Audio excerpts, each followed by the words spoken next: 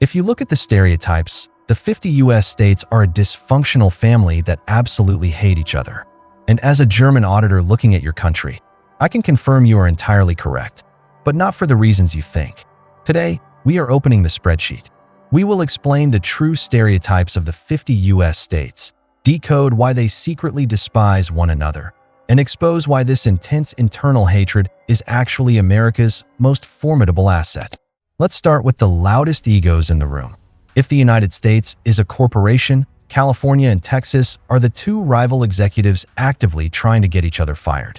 California looks at Texas as a culturally backwards, unregulated wasteland. Texas looks at California as a decaying, overtaxed socialist experiment. But put away the political theater and look at the harsh economic reality.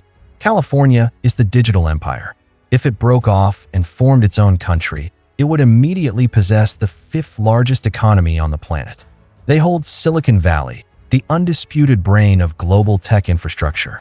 They design the software that runs modern warfare, the satellites that guide precision munitions, and the AI that will define the next century. Californians are arrogant because they have a right to be. Their immense taxpayer wealth is quietly subsidizing the federal highways and infrastructure in states that actively claim to hate them. Then you have Texas, the energy reactor. People mock the "don't mess with Texas" attitude, treating them like overweight cowboys obsessed with a heavy defense culture. That is a fatal miscalculation. Texas was once an independent republic, and that aggressive self-reliance is coded into their DNA. Texas is the geopolitical gas station and the heavy manufacturing floor of the United States. You think their preparedness is just for show? It is a deeply ingrained culture of physical defense. Texas provides the fossil fuels, the refining capacity, and the massive logistical ports required to project American military power across two oceans. California builds the software. Texas builds the heavy hardware and fuels the tanks. And sitting in the corner, laughing at both of them, is Florida. Foreigners think Florida is just a chaotic swamp filled with weird criminals, alligators, and retirees waiting to die. Forget the internet memes. Geopolitically, Florida is America's unsinkable aircraft carrier. It is the military and intelligence anchor facing the Caribbean and South America. Furthermore, it operates as a ruthless tax haven, sucking in trillions of dollars in wealth from global elites and northern states. But while tourists take photos in Miami or Los Angeles, they completely ignore the states that actually pull the strings. Why do you never hear about Delaware or Maryland on the news? Because real power operates in absolute silence. Delaware is the size of a parking lot. It is entirely forgettable. Yet, over 60% of Fortune 500 companies, including giants like Apple and Coca-Cola, are legally headquartered in this tiny state. It is the greatest legal corporate tax haven on earth. I will let the corporate lawyers in the comments section explain the exact mechanics of the Delaware loophole, but understand this. Delaware quietly governs American corporate capitalism. Right next to it is Maryland.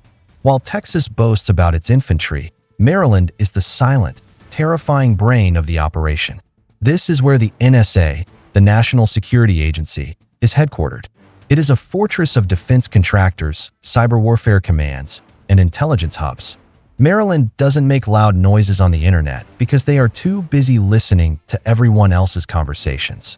And then, we have the Midwest. States like Iowa, Ohio, and Nebraska. The coastal elites mock them as flyover country. Just endless miles of corn and boring farmers. But from a military strategist's perspective, if global trade completely collapsed tomorrow and a massive global conflict blockaded every ocean, Europe would starve. China would starve. The United States would not. The Midwest is the ultimate geopolitical safety net. It guarantees absolute food security. Those boring farmers are the only reason the US military can project power globally without ever worrying about their home front collapsing from famine. Speaking of ignored states, let's look at the ones treated like federal playgrounds. Take Nevada. The global stereotype of Nevada is just Las Vegas, a neon-lit casino strip surrounded by a vast, empty, radioactive desert. People assume it is just a tourist trap for bad financial decisions. But that empty desert is a highly calculated illusion. Over 80% of Nevada's land is owned by the federal government. It is the classified research and development laboratory for American air superiority. While tourists are distracted playing slot machines, the military is operating Nellis Air Force Base and the infamous Groom Lake, better known as Area 51. Nevada provides the ultimate luxury for a military superpower, thousands of square miles of absolute, untracked airspace. It is where the next generation of stealth bombers and drone swarms are tested in total secrecy. Then, there is the ultimate geographic outlier, Alaska. The lower 48 states view Alaskans as eccentric survivalists, living in the freezing wilderness with grizzly bears, surviving on oil dividends. They treat Alaska like an inconvenient freezer attached to Canada. But look at a polar projection map. Alaska is not a snowy wasteland. It is America's titanium roof. It is the closest geographic point to their greatest geopolitical rivals in Asia and Europe. Alaska houses the ground-based mid-course defense system. This means it is filled with advanced interceptor silos designed to shoot down intercontinental threats before they can ever touch the skies of California or New York. Alaskans aren't just living in the cold. They are physically manning the outer wall of the empire, and they secretly despise the rest of the country for forgetting they are the shield that protects them. And while we are looking outside the contiguous borders, we must address the ultimate illusion: Hawaii. The mainland treats Hawaii like a tropical theme park for expensive honeymoons. But take off the flower necklace and put on a general's uniform. Hawaii is not a resort. It is a heavily armed, floating fortress. It is the headquarters of INDOPACOM, the United States Indo-Pacific Command. The locals rightfully resent the mainlanders for driving up the cost of living and treating their home like a playground. But to the federal government, Hawaii is the absolute tip of the spear. It is the strategic linchpin preventing Asian superpowers from projecting naval dominance toward the Americas.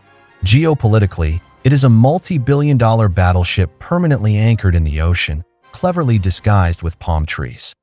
So, how does a country this fractured not tear itself apart? It relies on a historic, deeply entrenched division of labor. Look at the Northeast, Massachusetts and New York. This is the old money. They built the elite Ivy League universities like Harvard and MIT, and they control the global financial arteries through Wall Street. They dictate the monetary policy that the rest of the country is forced to play by. They view themselves as the intellectual aristocrats of the nation. But intellect and money cannot hold ground in a physical conflict. That brings us to the Deep South. States like Alabama, Mississippi, and Georgia. The media constantly portrays the South as economically lagging, overly religious, and trapped in the past. But they conveniently ignore the unforgiving math of the battlefield.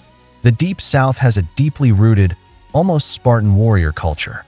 Historically and today, a massive, disproportionate percentage of the combat infantry, the men and women actually putting boots on the ground to maintain American hegemony, come from the South. New York manages the money. California writes the code. But the Deep South provides the manpower and resolve that fuels the military machine. If your father or grandfather served in a Southern division, you know exactly the kind of sacrifice I am talking about. Honor them by dropping their unit in the comments below. So, here is the German verdict. The stereotypes are real, and the 50 states truly do hate each other. But it's not a flaw. It is a masterpiece of calculated chaos. This economic Darwinism forces them to compete relentlessly. Yet, when an external threat appears, these 50 rival nations instantly merge into an unstoppable empire. My forensic question: is this toxic rivalry paving the way for a new civil war, or is it the ultimate strategy for global dominance? Challenge me below and subscribe to the WarSim.